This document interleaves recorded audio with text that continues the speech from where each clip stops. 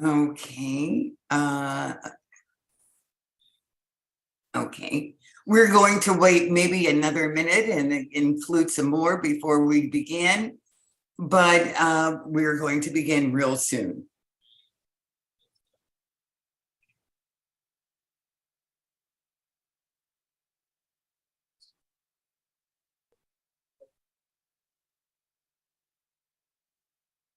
Uh, 10:04, by 10:05 we'll start.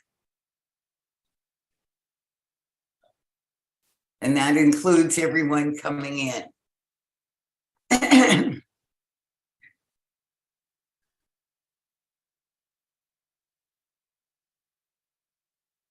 Okay.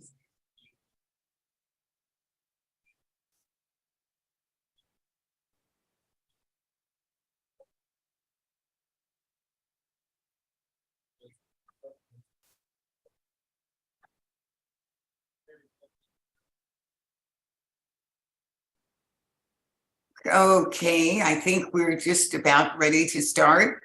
We have how many? We have 18 participants, and we on the list for 24, so others may join us. As I said just a second or so ago, this is a welcoming beginning to the month of February, Black History Month. And we're starting with lots of great opportunities. And our first opportunity is with Ollie and with being a part of the Zoom meeting. Now, this Zoom meeting is going to, we have some housekeeping rules before we begin. But the first housekeeping rule is for me to introduce myself. I am a newbie to this, and so just bear with me this time. I'm Barbara Blankenship, and I am just excited to learn as much as I can with other seniors about about programs and participating in programs. And so we will begin with a few housekeeping rules. Remember, my name, Barbara Blankenship. We're going to begin. And as I said, I am an ambassador. And if you have not signed in, please do so. If your name is not on the list, see Denise, not me. She's already on the list, so she'll be here. I see probably there's some old Ollie faces here, but if you are new, raise your hand so that we can introduce ourselves to each other. Is there anybody who's new for the first time? No, I don't see any new people. Denise, do you see anyone that's new that's raising their hand? No? Okay. And then, of course, we will begin. I had a paper here that gives me explicit directions. And of course, if you're looking for something, the paper is never where you want it. Okay, we want to be just introduce Peggy, and then we can get started. Yes. And so we'll just begin with Peggy. We'll have everyone on mute for the time being. And if you have any questions, always know that you can put it in the chat and the questions will be answered at the end of the meeting. But we'll start with our leader for this morning. And our leader is Peggy Barton. She is a social studies educator, and she has been in all parts of the United States. I think she's from the East Coast, and after retirement, she came to the West Coast and really dug in when she came. She became a leader at CAAM, the African American Museum, and she also became a strong participant with Ollie.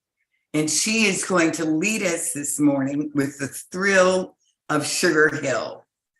And I introduce to you now, Peggy Barton. Hi, everyone. and welcome to OLLI and the celebration of Black history. Can everyone hear me? Okay.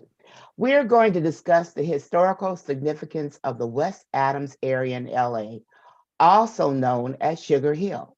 Black entertainers and businessmen and women not only revived West Adams, they challenged racist covenants and they laid the groundwork for the Fair Housing Act. We're also going to talk about that other Sugar Hill location. You know where it is? Harlem, New York. The West Adams area is located between Washington Boulevard, Western, Normandy, and the northern boundary of the 10 or the Santa Monica Freeway.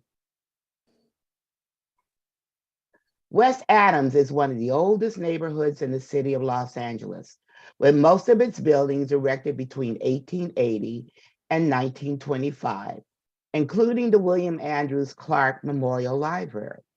West Adams was developed by the railroad magnate Henry E. Huntington and wealthy industrialist Hewitt C. Merritt of Pasadena. It was once the wealthiest districts in the city, with its Victorian mansions and sturdy craftsman bungalows, and home of downtown businessmen and professors from USC. Victorian and craftsman style homes were some of the early styles of architecture found in West Adams. Later on, style mansions were being built, such as Spanish Revival homes and neoclassic architecture. Williams Andrew Clark Memorial Library is one of the 12 official libraries at the University of California. It is one of the most comprehensive rare books and manuscript libraries in the United States, also located in the Adams District. There were a number of notable African Americans who lived in the West Adams District, such as architect Paul Williams, actress Butterfly McQueen, musicians, the Mills Brothers, dancer Bill Bojangle Robinson, actress Lena Horne, and Ethel Waters were only a few of the notables that moved into the area. Later on, Ray Charles, Earl Grant, Johnny Cochran, and Marvin Gaye were a few that also lived in the area. They gave the area the name Sugar Hill, a sweet place to live, which came from the section in Harlem, New York, that became famous during the Harlem Renaissance. In order to get to Sugar Hill in New York City, you would have to take the A train.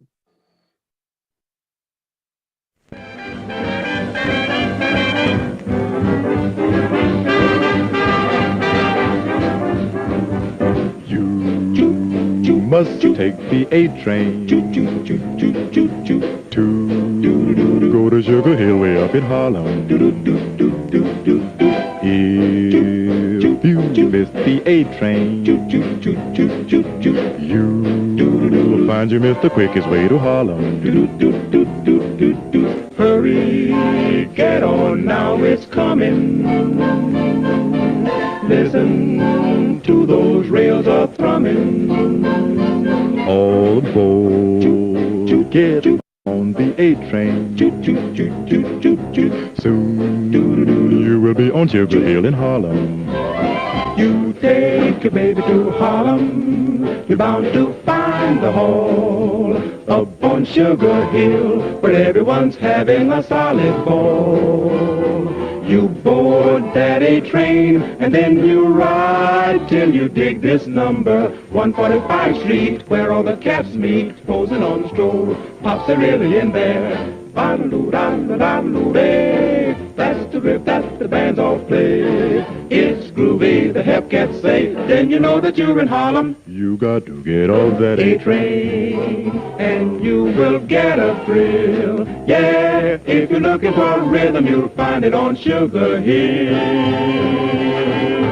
Now that you know just how to get up that dig up a nickel and you got your fare, if you want to go to happy Harlem, you take the A train that goes uptown and ride.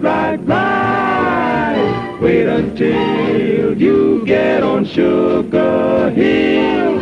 You jump for joy till you get your fill.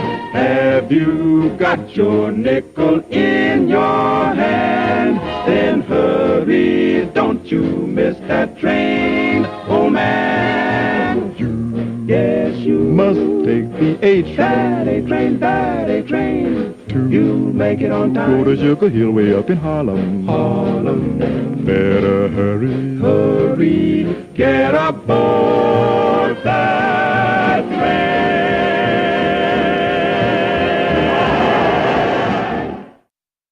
All right, now you got on the A train. We're going up to Harlem, Sugar Hill. Sugar Hill got its name in the 1920s when the neighborhood became a popular place for wealthy African Americans to live during the Harlem Renaissance.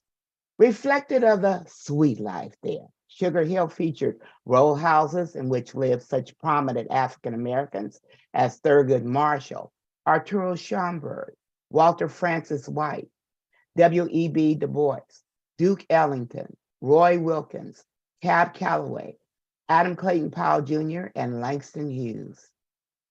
Langston Hughes wrote about the influence of the neighborhood in his essay, Down Under in Harlem, published in 1944. If you are white and are reading this vignette, don't take it for granted that all Harlem is a slum. It isn't. There are big apartment houses up on the hill, Sugar Hill, and up by City College, nice high rent houses with elevators and doorman where Canada Lee lives, and W.C. Handy, and the George Schulers, and the Walter Wrights, where colored families send their babies to private schools and kindergartens. The first to move back in LA, let's go back. We got off that train, and now we're going back to Sugar Hill in LA. The first to move in the Adams District in Los Angeles was Norman Houston, founder of Golden State Mutual Life Insurance. This company would eventually become the largest Black-owned insurance company, started in 1925. The company, the first of its kind in the state, had been formed to provide Black Californians who were often denied policies or charged outrageous premiums with quality life insurance. It would become the largest Black-owned insurance company in the American West. In 1938, Houston bought a mansion on South Holbrook Boulevard. Afterwards, African Americans willing and able to pay $15,000 and up for the Heights property had begun moving into the area. What will $15,000 buy you in LA now? Maybe not even a room, maybe?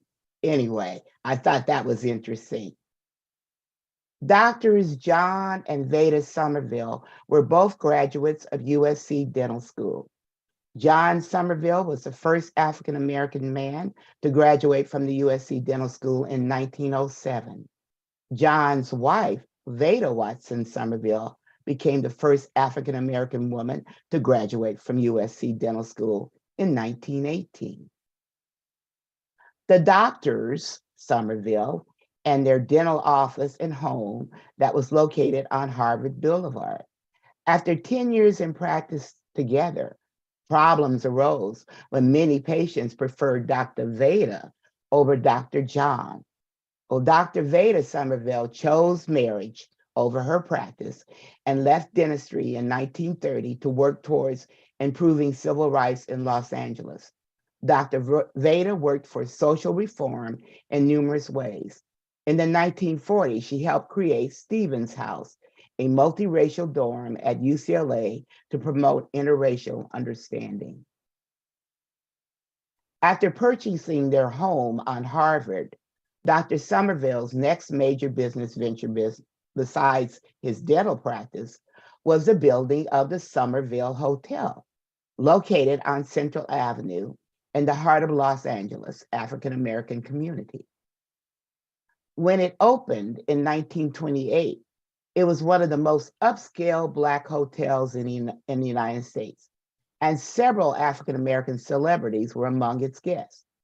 It was a place where the future of Black America was discussed every night of the week in the lobby. There would be very serious discussions between people like W.E.B. Du Bois, doctors, lawyers, and educators, and other professionals. With the onset of the Depression, the facility was sold and renamed the Dunbar Hotel in honor of Paul Laurence Dunbar. Hattie McDaniel purchased the white two-story 17-room house in 1942. The property boasted endless porches, a beautiful large backyard, and a basement that McDaniels converted to an air raid shelter. McDaniel was criticized for playing stereotype roles of maids. She was quoted, "I'd rather play a maid than be one." Now let's watch some reflections from Miss McDaniel's family. That I present the Academy Award for the best performance of an actress in supporting roles during 1939 to Hattie McDaniel.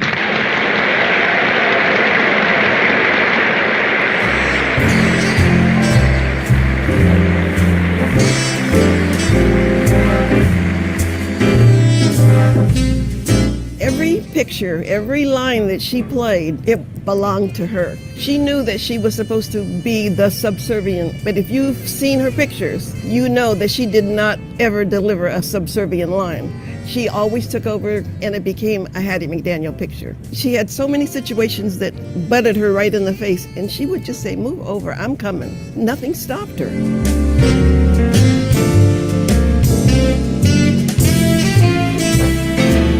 Hattie inspires me because of not only what she did in front of the camera, but also what she did in her personal life. She entertained the troops during World War II.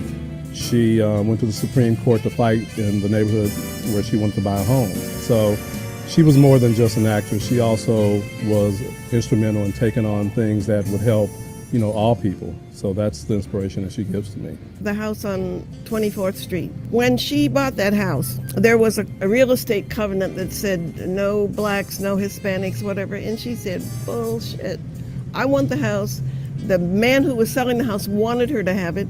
So if you'll look in your history books or any legal files, you'll find that that was what started the fair housing in California. But there's just so many things about her that I just see this powerful, big, strong woman. I could tell stories, but I just got to stop for a minute.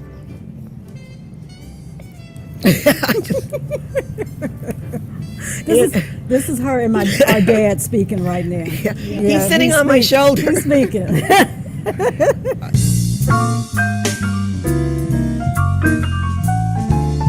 She always said, we don't need the next generation to necessarily be in front of the cameras. We don't need them necessarily to be artists. We need them to be doctors and lawyers and educators, which I think a lot of generations have always said to the next generation, we want you to be more standard or stereotypical jobs. She spoke the truth. She really spoke the truth. I admire her for speaking the truth. Dad always talked about her being, didn't Dad always talk about her being a really good mentor to other actors? And Yes. Right, well. right. They would come to her house and she would feed them and she would tell them things not to do, not to fall into, make sure that you have an agent, make sure that you get paid. When I was 15 years old, I came down to Los Angeles to visit my sister, and she took me to a party of this Hollywood star because the person who was having the party was ill. And she was having her last party for all of her friends, but she was in the bed. She was sick in bed, and people were milling around and drinking and laughing and playing music. There was all kinds of stars there at the party, and they would go in one or two at a time and visit with her. And I had no idea who she was until a couple years later I saw Gone with the Wind. And I said, that was the lady's house I was at. Her story was not a black story. It was a Hollywood story. It was anybody coming to Hollywood and trying to make it. And Hattie said, "I'm coming. Move over, I'm coming." Nothing got her down.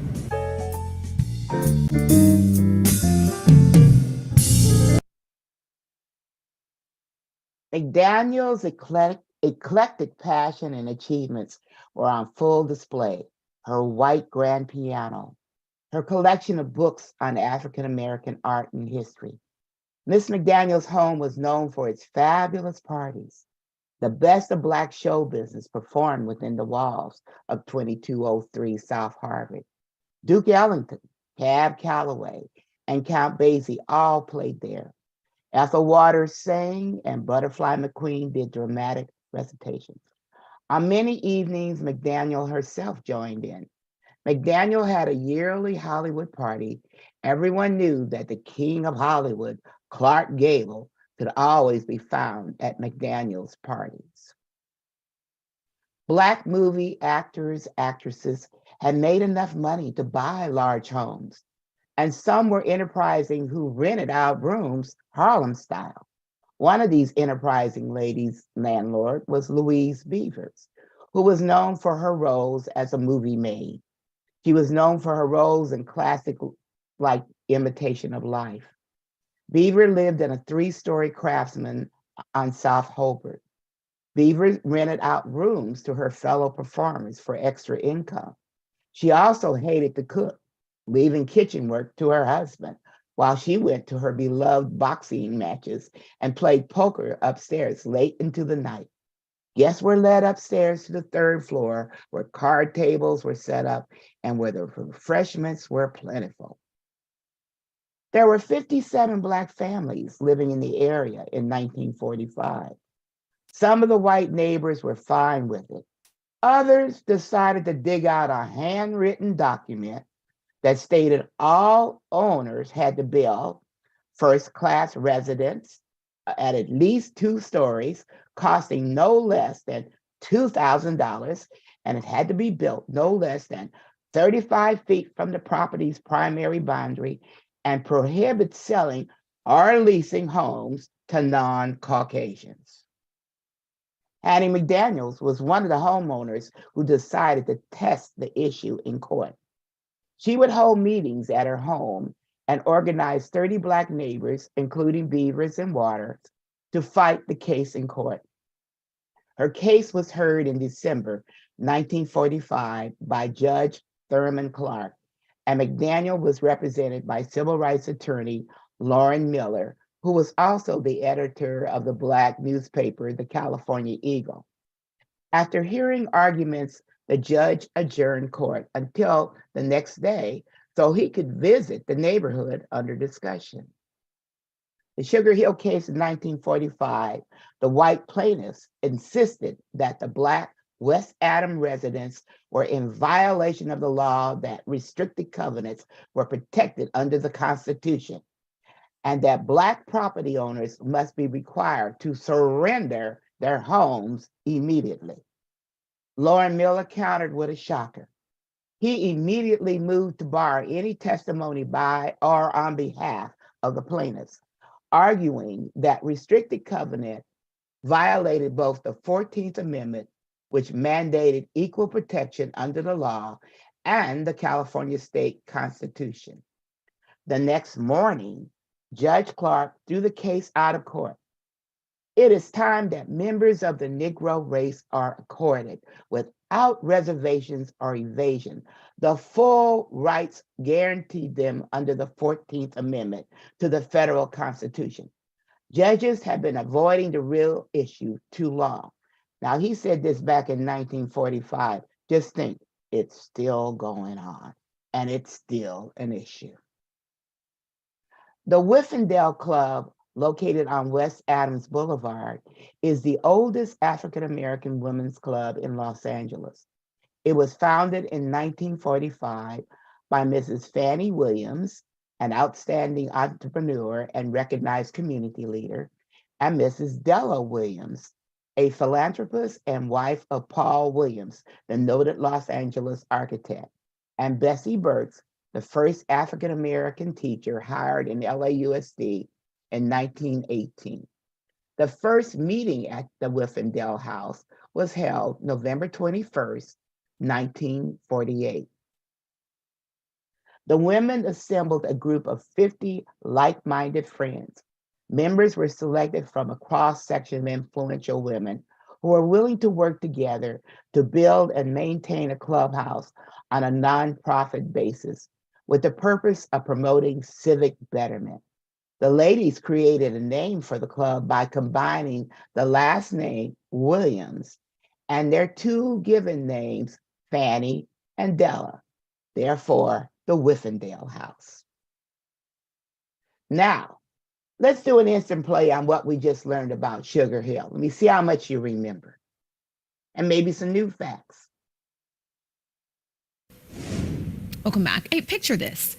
Duke Ellington, Count Basie, performing at the house belonging to the first Black woman to ever win an Oscar, Hattie McDaniel. Her home in a predominantly Black neighborhood right in West Adams. They called it Sugar Hill.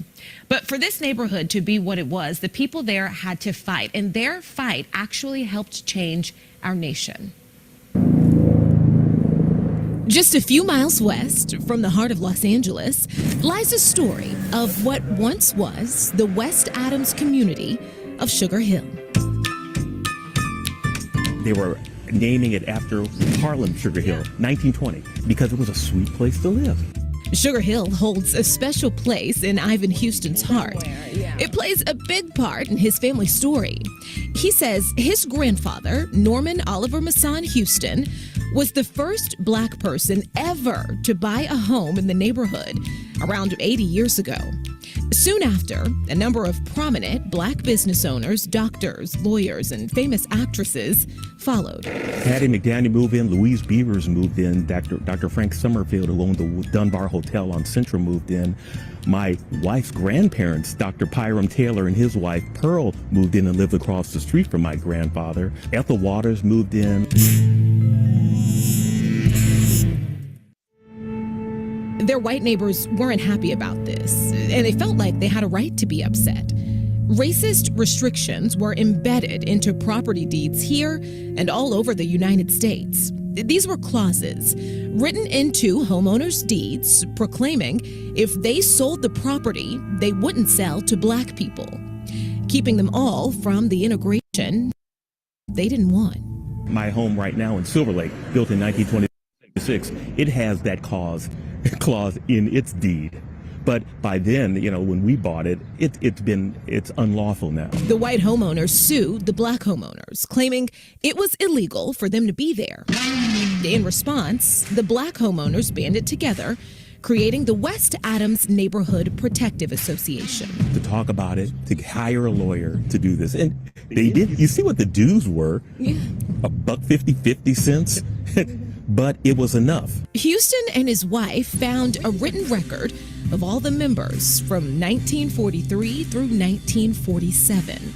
This small group helped overcome the injustice, but they had some big help from NAACP lawyer Lauren Miller.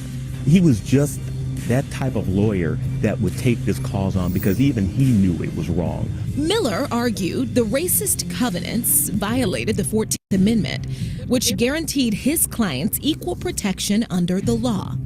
The judge agreed. Soon after that, Black Americans were all over West Adams, even moving in an exclusive gated community in the middle of Sugar Hill, Berkeley Square. From Western to about Gramercy was an area called Berkeley Square. And it had homes as big as Fremont Place, Hancock Park. Probably in the 50s, and that's when African Americans could move into the neighborhood. Where's Berkeley Square now? Well, right here. Or at least it was. Now, of course, you're looking at the middle of the Santa Monica Freeway. This 10th freeway, which is, of course, a major artery for Los Angeles now, would bisect and divide and essentially destroy what was, at the time, the most prosperous African-American community in Los Angeles, one of the most prosperous on the West Coast. Dr. Josh Sides is a professor of history at Cal State Northridge and the author of LA City Limits, a look at African-American Los Angeles from the Great Depression to the present. He says in the 1950s, residents pushed back against plans for the freeway, pleading with state government officials trying a second time to save their neighborhood. This time, they lost. Their fears realized. There's absolutely no question that it destroyed the neighborhood. I mean, it fundamentally changed what this neighborhood was about. It had a negative effect on property values, particularly on that side. And it, I think, killed what was once a really vibrant cultural thing. The neighborhood, now split in two, Berkeley Square homes were seized through eminent domain. Those families had to leave. For those who got to stay in their houses, the freeway brought longer walks to schools, noise, crime. and most importantly, health issues that perpetuate for generations. For people who are living on the edge of the freeway or by the port, they're exposed to all these toxins at a much greater rate, and so you see higher rates of asthma and cancer and things like that. It's a common problem. Sit down, head low, relax, the river flows. Families changed, history lost. Decades later, a story still not widely taught. None of it was in class. Not one bit. In fact, I'm really thankful that this type of story is getting out there because it's so important.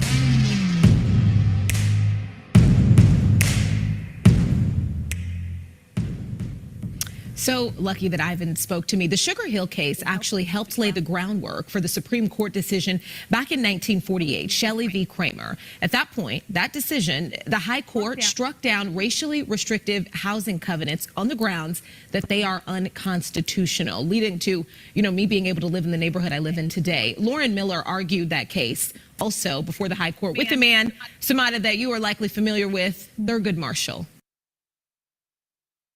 Today, what is left of Sugar Hill is dominated by the Paul Williams design First AME Church, which moved there in 1968. On South Harvard, overgrown mansions, including McDaniels, still stand in various states of repair. Although the traffic from the freeway is loud, if you try hard enough, you can maybe hear the ghost of water singing, accompanied by McDaniels on her gleaming grand piano. The next time you're driving down Adams Boulevard, headed towards Western, take a look around at Sugar Hill. African Americans and other diverse groups enjoyed success, life, and family in style and still do.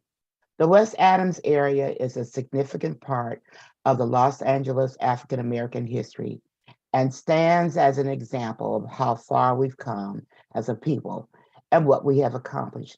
And we know as people, there is still much work to be done for our communities. And that ends my presentation.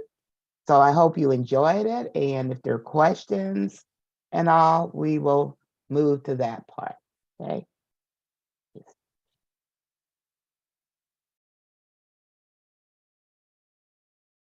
So are there any questions? Also, when they sent you out the your link, they gave you a little information sheet that you could have clicked on. There are 4 pages. I hope everybody got a copy, because what I did on this, I went into more detail about all the people I talked about. So not only did I talk about culture, I talked about communities, I talked about famous African Americans in history. So I kind of did a little highlight and all. And of course, I wanted you to have some of the information that you can go back and read and learn a little bit more and do like I do, Google it. That's how I like it. And of course, I love my history. So our history, because it's so important in the building of this country. So, and then again, a lot of background on LA, because we don't get a lot of information about Black LA historically. It's usually about other places in the East or in the South. So I like to see, and some of my fellow docents in CAAM know that I am a proponent of, let's get our history out there, our African-American history of Los Angeles. So again, I'm trying to do that. So are there any questions or comments? Peggy, good morning. This is Susan Washington. That was a wonderful presentation. I wasn't able to open the PDF that was sent out from Jennifer. So is there any way that? Yeah, put your email in the chat line. Okay. Thank you so much. Okay, anyone else? Go ahead. Curious, how many of you have been to the Whiffendale house? Oh, here's a question. I'm Lola Harris. I also did not receive the handout, and I didn't receive the link. I had to type in the code from the catalog. I used the code for the catalog to get on. So can you please send me a copy of it? You know what Thank I'm you. gonna do is I'm just gonna have them resend it to everybody that's on here now. They should have everybody's email. That way we can make sure that everybody's covered. How about that? Okay. Thank you. Peggy, Yeah, this is Godfrey. I know the voice. I did receive the thing that Jennifer sent out in regards to your presentation. I noticed that the Hudsons weren't presented as part of Sugar Hill. I'm not sure if they had a house there or not, but I know they were pretty involved with You talking about Norman Houston? I did talk about him. not Norman Houston. The Hudsons are the people who started Broadway Federal Bank, and the grandfather was. Look, I know him. He was my parents' lawyer. Yeah, the grandfather was very famous in getting a lot of things started around that same time. And they worked with Houston's on setting up major businesses in the area. You know, that's so true. My mom's lawyer was Al Houston. And like you said, now Broadway Federal has been bought out by Citibank. We still have our account there because that was from my parents. But I met him a number of times, but I didn't know. And I guess I did kind of know there was a connection between him and with the Golden State Mutual. But again, I didn't tie the two together for this. I didn't connect all of that until kind of later on. I should have put that connection there. And you're gonna make me add that to it. Yeah, they're also related to Paul Williams. One of the Hudson's daughters went to college with me, and her grandfather was or relatives of her was the architect. Oh wow. Okay. Yeah. Any other? Okay, Delina, say your hand up. Yes, thank you for that presentation. I have a personal story. When I moved to Los Angeles from New Orleans, my family moved here when I was 4. We lived with my grandmother, and she lived on 22nd Street in Sugar Hill, and never made the connection until later when I went to the Pan-African Film Festival about how the freeway, they gave my grandmother a sizable sum to sell her house and in order to build the Santa Monica Freeway. But it just was an eye-opener when I went to the Pan-African Film Festival, and there was a documentary about 21 other cities in the United States who suffered the same fate with thriving Black communities, professionals, and just coincidentally, there was some type of freeway or highway that ran right through it, and the cities were never the same again. Well, it happened also. I think when I did this before, this is a rerun for those of you. Remember, I did this about 4 years ago on campus, but this time I included the videos. But I think I mentioned at that time about Blodgett Track, which was over between Avalon and Stanford. And these were middle-class African Americans' homes. And the 105, that little freeway, they took those homes 30 years before that freeway was built. It seems like they go after the thriving neighborhoods. Well, even if you think about the Crenshaw area right now, we have that metro station going right through it. And I don't know how many businesses have been affected and destroyed as a result of that. But it seems like there's still quite a few in Leimert Park that are still thriving. But I was afraid that was going to be the end of Leimert Park. Yeah. Okay. Paulette and then Pearlie. Paulette? Yes, good morning. Thank you so much for a wonderful start to Black History Month. Thank you. I appreciated the email yesterday because I thought, boy, teacher hasn't let you go yet.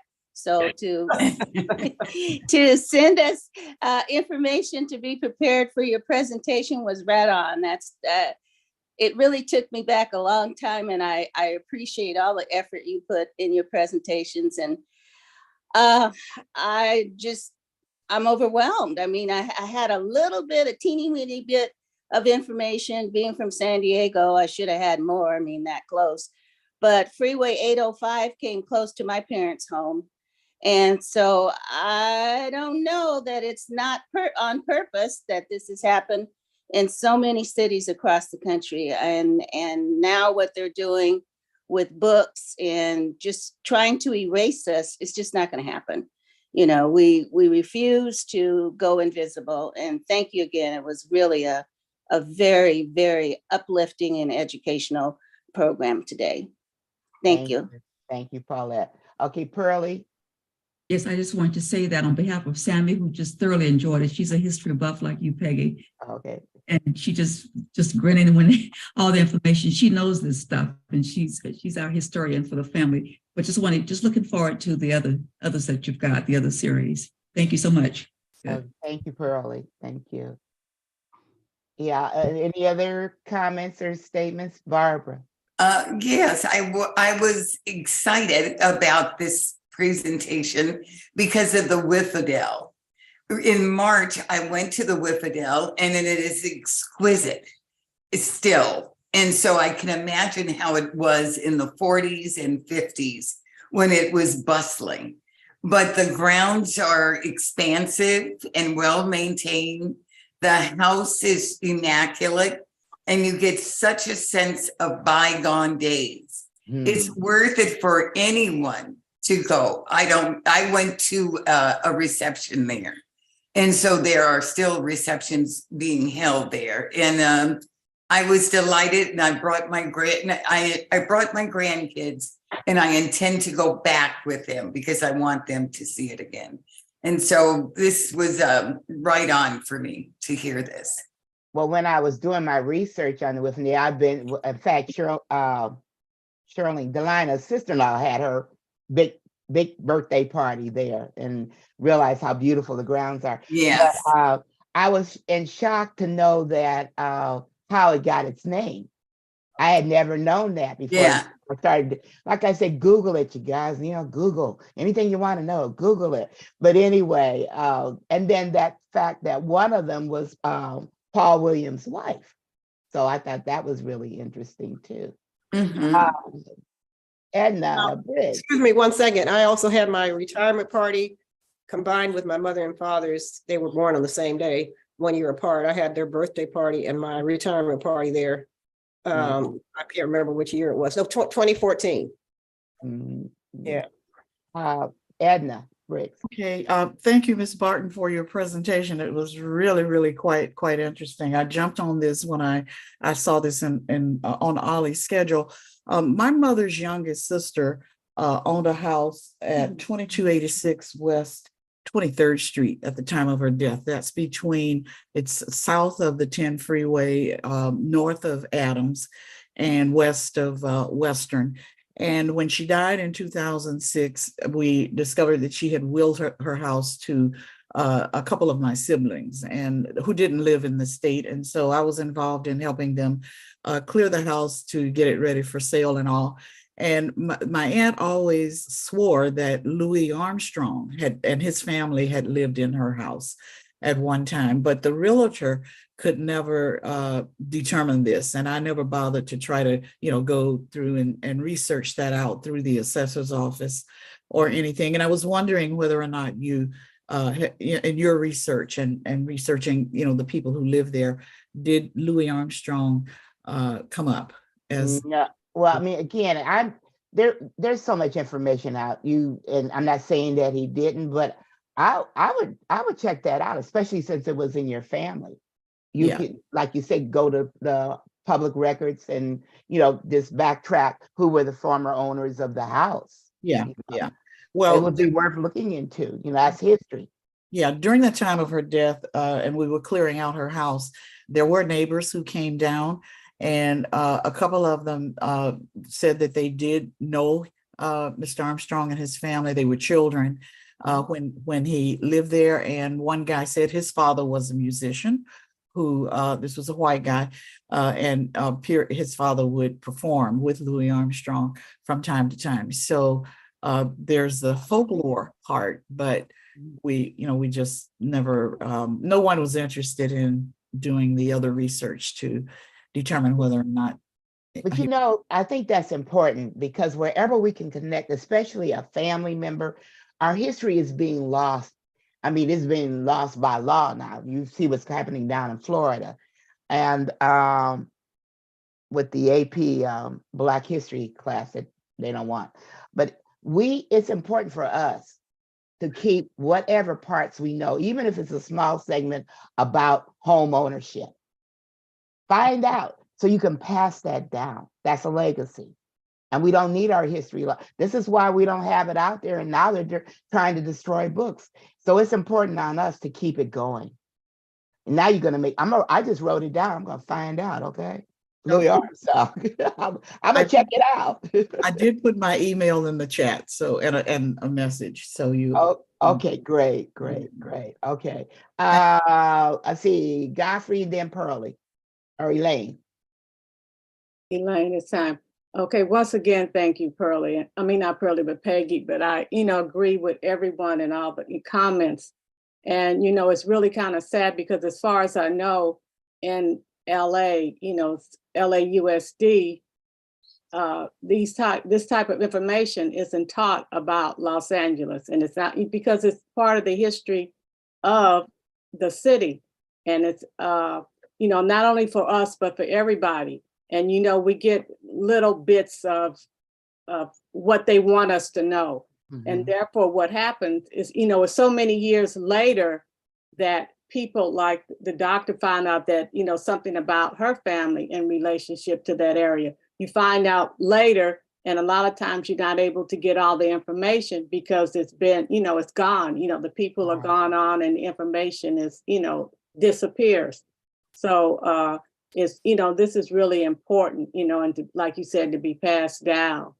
And also, I would like to mention that the Winfidel house is very close to us too, because that's where Godfrey and I had our wedding anniversary, reception. It'll be 50 years this year. Oh, you're gonna go back there and have your anniversary? So I don't think we can afford it anymore. Okay, Barbara. If you brought back such fond memories, certainly with the Winfidel house, but also with the picture of those 4 homes, the Victorian and Craftsman. When I first came to California in '68, I'm a retired teacher, and they took us on a tour around that area, and we toured those houses. I have never been back until March when I went to the Winfidel, but I had been in those houses, and I always remember all the little nooks and crannies. And I have always been a person who's talked about that area. So this brought back memories. We should take a tour. And that might, could be an Ollie trip. Could be an Ollie trip one time. Yes, absolutely. But it certainly brought back memories. Yeah. So when the houses that are open, maybe we check into that.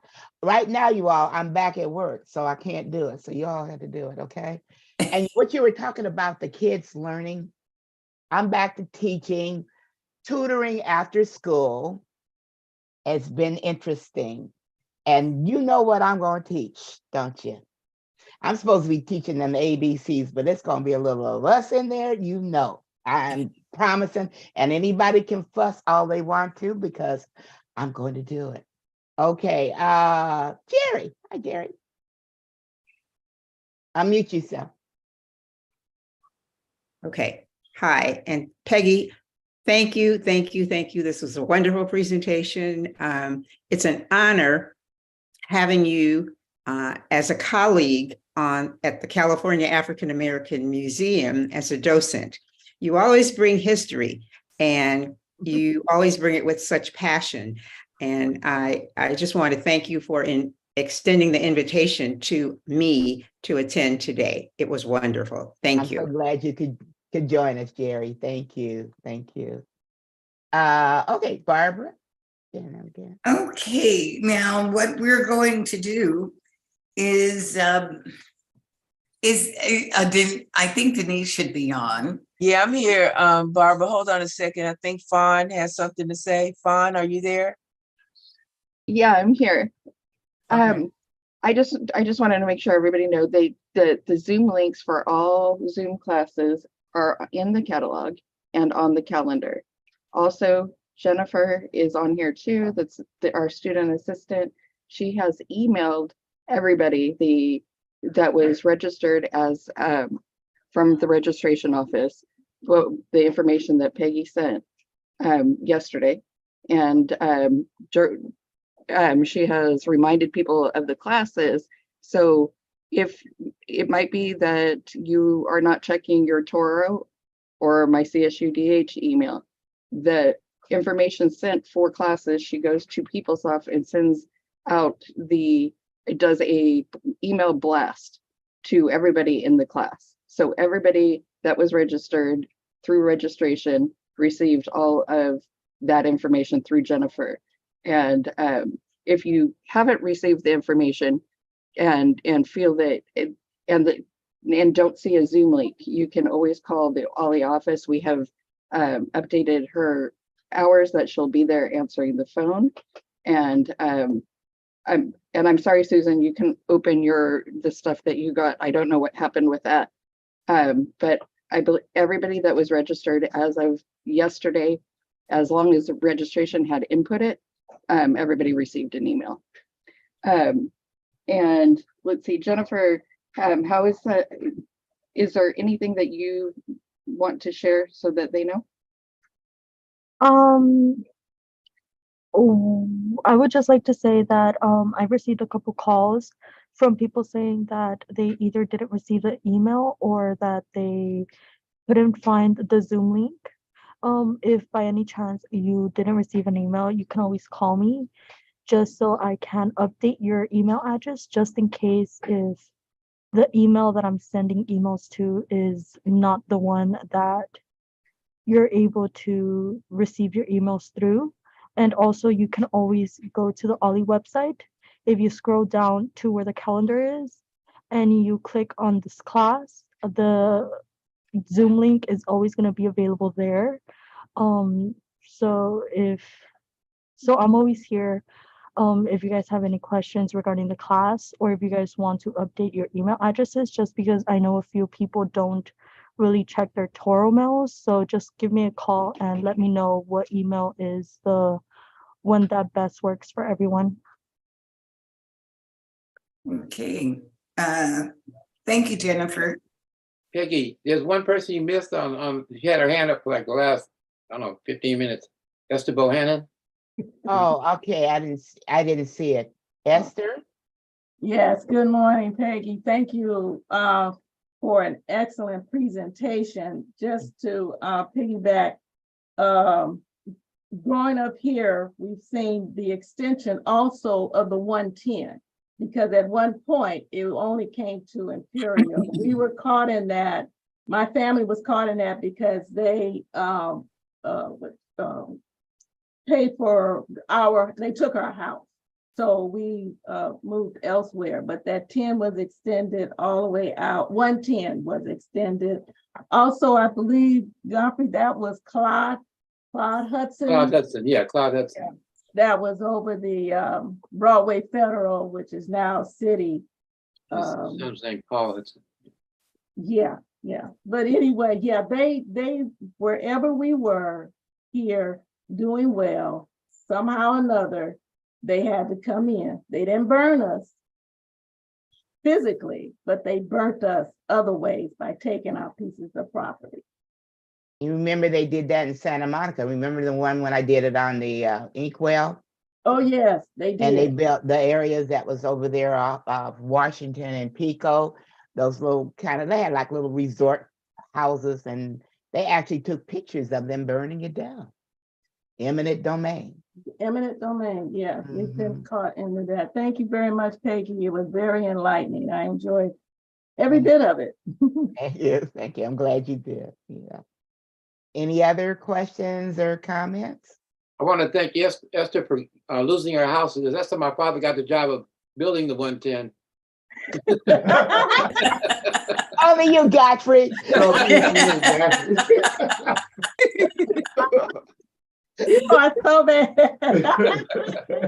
But yeah, that was over on 110th between Broadway, and you could walk all the way from Broadway to Figueroa. Yeah. street before the 110 came through there. Right. Yeah. Okay. Well, what many of us have said is that it was a great presentation, and we're so grateful, Peggy, for the work that you put into it, the thought, and it's given us so much to think about. Now we have an evaluation, and so all of those good thoughts can be put on paper so that we can would see if there's anything else we need to do, or just to reflect on what has happened so far.